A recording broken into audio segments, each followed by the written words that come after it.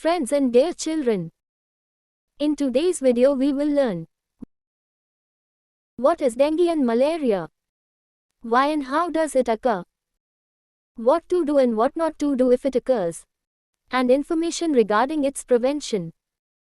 Before watching the video further, do not forget to like, subscribe to the channel and press the bell icon.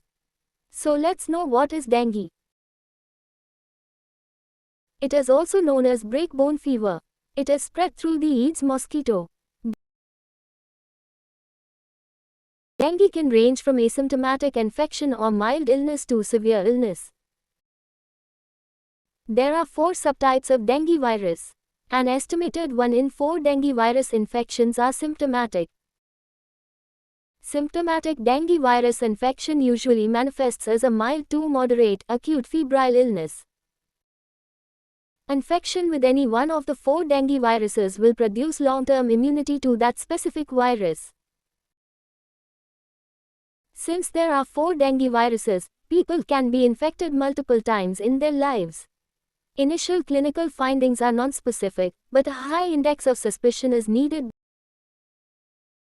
because recognizing early signs of shock and promptly initiating intensive supportive therapy can reduce the risk of death in patients.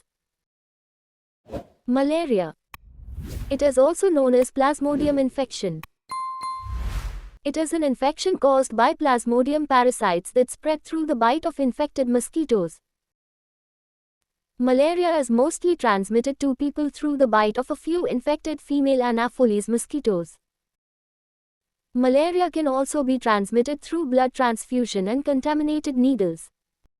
If left untreated, P. falciparum malaria can turn into a severe disease and can be fatal within 24 hours. Mere messages.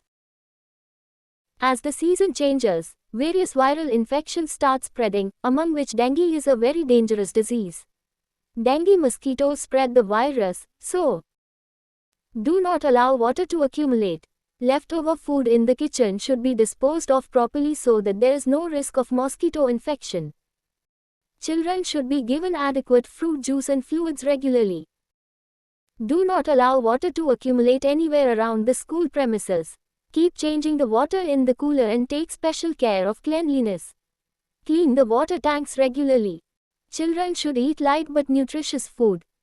Dengue and malaria cause body pain. Light massage can help relieve pain. Dengue and malaria cause chills, fever and sweating. Use only doctor-prescribed paracetamol medicine to combat fever. Both of these spread through mosquito bites. Protect the patient from mosquito bites so that it does not spread further. Use suitable mosquito repellent medicine for the patients and people around them. Seek help from a doctor. What not to do?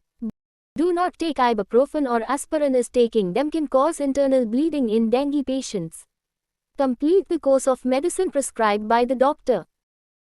Do not eat heavy food which takes more energy to digest. So let's know its symptoms. High fever which comes with chills and shivering. Severe headache and muscle pain. Back pain. Vomiting and constant desire to vomit. Symptoms in serious illness. Jaundice, less urination, fainting, seizures, difficulty in breathing. As soon as symptoms of dengue or malaria appear, immediately contact the nearest health center. Guiding points for the teacher.